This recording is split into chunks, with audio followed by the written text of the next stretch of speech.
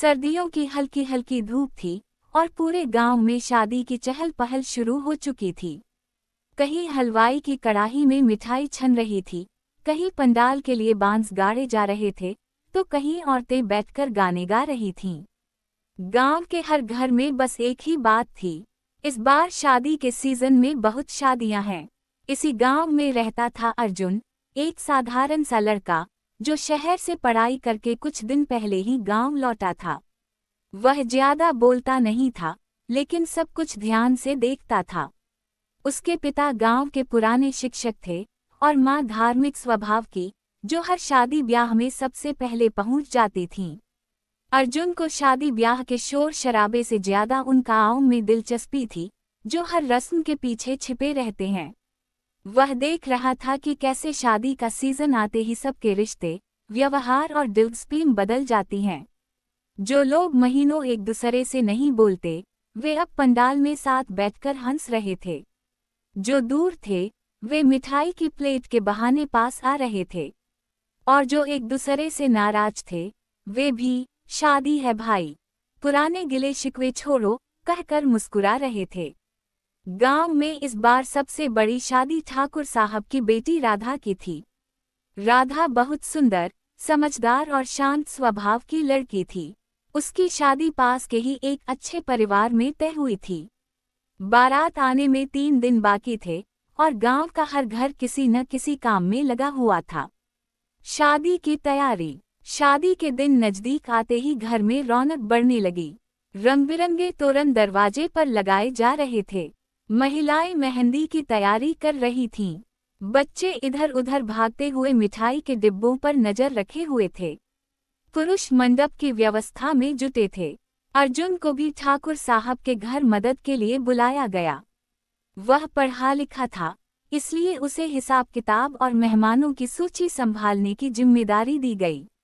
वह सब कुछ ठीक से लिख रहा था, लेकिन उसी दौरान उसने एक अजीब बात नोटिस की। राधा के चेहरे पर जितनी खुशी होनी चाहिए थी, उतनी नहीं थी। वह मुस्कुरा तो रही थी, लेकिन उसकी आंखों में कहीं न कहीं एक गहरी चुप्पी थी।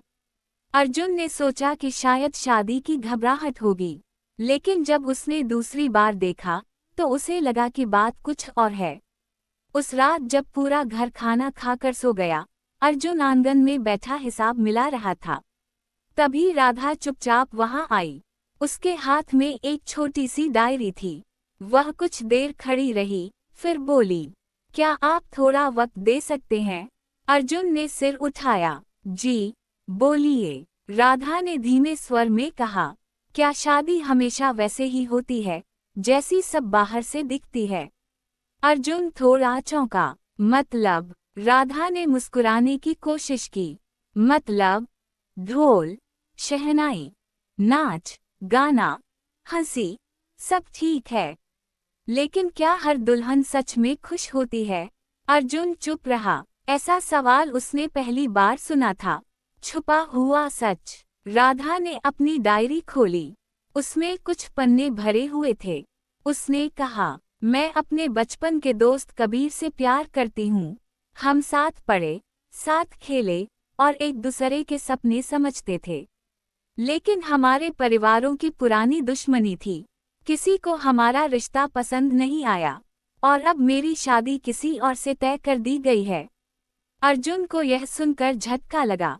गांव में कबीर का नाम उसने सुना था। वह पास के कस्बे में रहता था और पढ़ाई में बहुत अच्छा था। लेकिन दोनों परिवारों के बीच सालों पुराना झगड़ा था।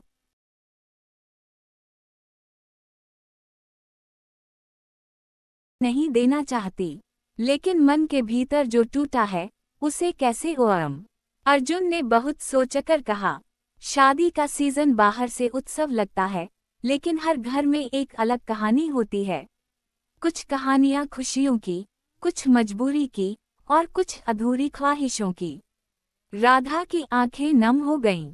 उसने कहा, क्या आप मेरी मदद कर सकते हैं? अर्जुन ने पूछा। कैसी मदद? राधा बोली, कबीर को एक बार बुलाइए। मैं उससे बस आखिरी बार सच कहना चाहती हूँ। अगर मिलना संभव न हो, तो कम से कम उसका जवाब जानना चाहती हूँ। अर्जुन इस स्थिति में फंस गया। एक तरफ घर की इज्जत, दूसरी तरफ राधा का दिल। लेकिन उसे लगा कि अगर इंसानियत के साथ काम लिया जाए तो शायद कोई रास्ता निकल आए। गांव में अफवाह। अर्जुन ने अगले दिन चुपचाप कबीर तक संदेश पहुंचाया। वह खुद उससे नहीं मिला, लेकिन एक भरोसेमंद लड़के के जरिए कबीर को सब बता दिया। कबीर यह सुनते ही बिना समय गंवाए गांव की सीमा तक आ गया। उसी शाम गांव में हलचल मच गई। किसी ने देख लिया कि कबीर ठाकुर साहब के घर के पास घूम रहा था। बस फिर क्या था, अफवाहें तेज हवा की तरह फैल गईं। कबीर आया है, लगता है कुछ गड़बड़ है, शादी रुकवाने आया होगा। यह बात ठाकुर साहब तक भी पहुंच गई। उनका चेहरा गुस्से से लाल हो गया। उन्होंने घर के बाहर ही शोर मचा दिया। कौन है वो? किसने आने दिया उसे? राधा का दिल तेज धड़कने लगा।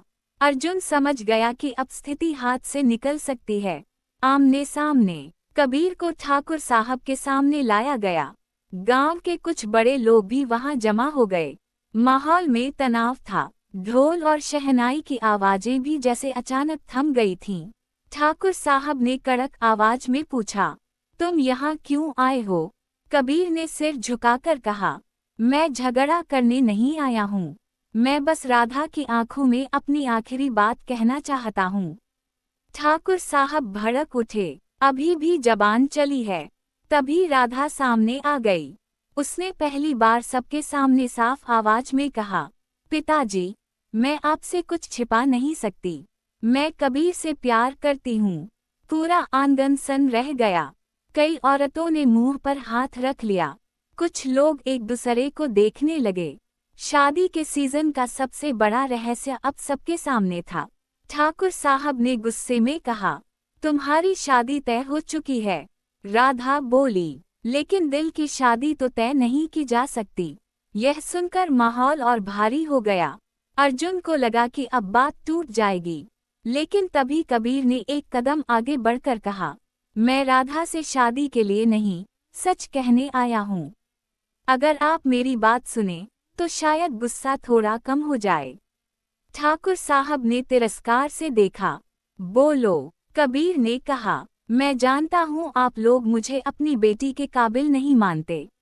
लेकिन मैं पिछले 3 साल से शहर में पढ़ रहा हूँ, नौकरी की तैयारी कर रहा हूँ, और आज मैं खुद के दम पर खड़ा हूँ।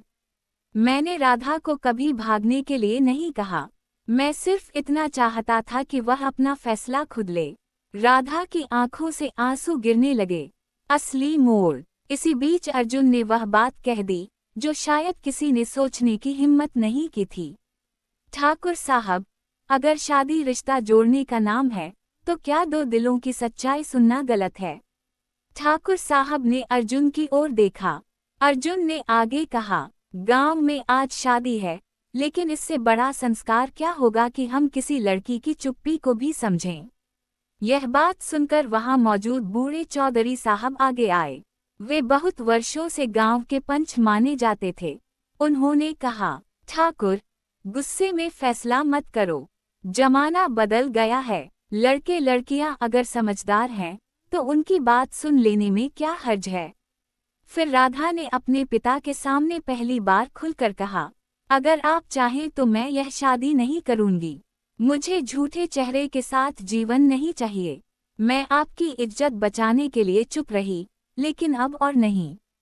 ठाकुर साहब के चेहरे पर कठोरता थी, लेकिन भीतर कहीं दर्द भी था। एक पिता के लिए यह सुनना आसान नहीं था कि उसकी बेटी की खुशियां कहीं और थीं। कुछ देर तक कोई नहीं बोला। फिर ठाकुर साहब ने कबीर की ओर देखा, अगर तुम सच में जिम्मेदार हो तो क्या तुम मेरी बेटी को सिर्फ प्यार ही नहीं, सम्मान भी दे पाओगे? कबीर ने बिना हिचक कहा, जी, और उससे भी पहले उसकी मर्जी को सबसे ऊपर रखूंगा। यह सुनकर ठाकुर साहब की आंखें थोड़ी नर्म हुईं। फैसला। अंत में गांव के बड़े बुजुर्गों की मौजूदगी में सबने बैठकर बात की। लड़की की सहमति, परिवार की इज्जत और सच्चाई, तीनों के बीच संतुलन बनाना आसान नहीं था। लेकिन एक बात साफ थी, राधा किसी और के साथ जबरदस्ती नहीं जाना चाहती थी। आखिरकार ठाकुर साहब ने लंबी सांस लेकर कहा, शादी जब रिश्ते जोड़ने के लिए होती है तो दिल तोड़कर नहीं होनी चाहिए। उन्होंने राधा की शादी रोक दी। यह फैसला सुनते ही पंडाल में तरह तरह की बातें शुरू हो गईं। कुछ लोग हैरान थे, कुछ खुश, कुछ नाराज, लेकिन राधा के चेहरे पर जो राहत थी वह सबसे अलग थी। कबीर ने भी विनम्रता से कहा, मैं आप सबका भरोसा जीतने की कोशिश करूंगा।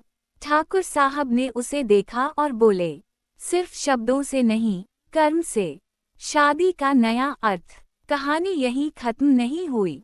कुछ महीनों बाद वही गांव फिर एक शादी में जमा हुआ, लेकिन इस बार शादी किसी मजबूरी की नहीं, बल्कि दो परिवारों की सहमति से हो रही थी। राधा और कबीर की शादी सादगी से तय हुई। इस बार न अफवाह थी, न डर, न छुपा हुआ दर्द।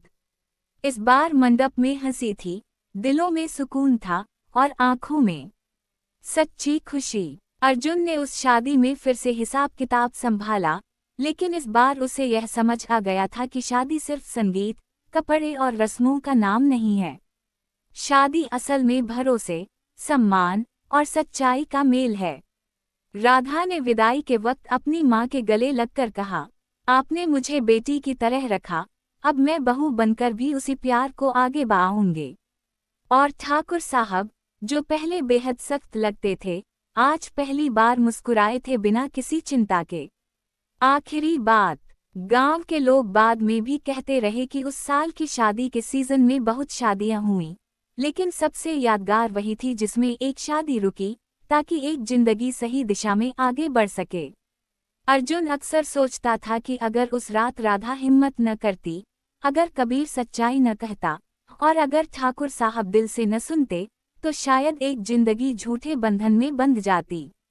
शादी का सीजन हर साल आता है, ढोल नागा बजते हैं, मेहमान आते हैं, मिठाइयाँ बांटी जाती हैं। लेकिन कभी कभी किसी शादी के पीछे एक ऐसा सच भी छिपा होता है, जो सामने आ जाए तो पूरी कहानी बदल देता है। और यही उस गांव की कहानी थी, जहां शादी के सीजन में सिर्फ एक मंडप नहीं सजा, बल्कि सच्चाई, इज्जत और प्यार का असली अर्थ भी सजा।